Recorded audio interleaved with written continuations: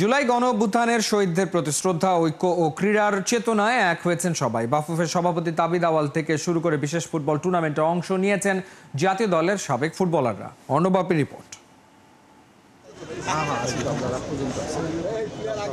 এক ফ্রেমে বাফুফে সভাপতি তাবিদ আওয়াল আর সাবজয়ী গোলকিপার আমিনুল হক। নতুন বাংলাদেশে ক্রীড়ার উন্নয়নে সবাইকে চলতে হবে একসাথে।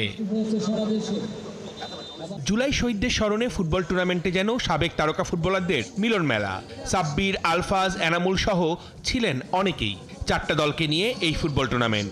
জুলাই শহীদদের প্রতি শ্রদ্ধা, ঐক্য ও ক্রীড়ার চেতনায় এগিয়ে যেতেই এমন আয়োজন। এই শহীদদের যে আত্মত্যাগের প্রতি যে আমাদের সমবেদনা রয়েছে, শ্রদ্ধাবোধ রয়েছে, শ্রদ্ধাঞ্জলি রয়েছে, এবং এটি আমরা সব সময় এই জুলাই আগস্ট আমরা সারা জীবন আল্লাপাক যতদিন এই বাংলাদেশ থাকবে আমরা ততদিনই আমাদের এই মহান বীর যোদ্ধাদেরকে আমরা স্মরণ রাখব। গত বছর আমরা একটা টিম ওয়ার্ক করেছিলাম।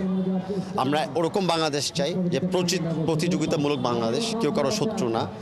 এইসব ভ্যালিউজ, এইসব পলিসিগুলো তুলে রাখার জন্য বাংলা জাতীয়তাবাদী দল এইসব প্রোগ্রামগুলি তুলে ধরছে। আর এই প্রোগ্রামের সাথে আমি সরাসরি অংশগ্রহণ হতে পেরে আমি নিজের কাছে গর্বিত মনে করছি।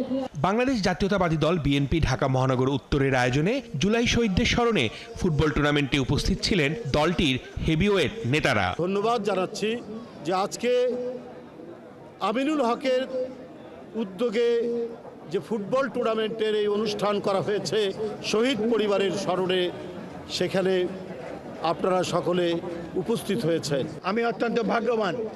আমি শহীদ রাষ্ট্রপতি জিয়াউর রহমান সাহেবের সাথে ফুটবল খেলেছি। প্রথমে যখন তিনি মেজর জিয়াউর রহমান ছিলেন, পাকিস্তান মিলিটারি একাডেমিতে কাকুলে তার সাথে একটি খেলায় অংশগ্রহণ করেছিলাম। মাঠের খেলাও জমে ওঠে বেশ। একে অপরকে টেক্কা দিয়ে চলে গোলের চেষ্টা। কর্মব্যস্ত জীবনে ফুটবলের মধ্য দিয়ে দারুণ একটা দিন পার করেছেন সবাই।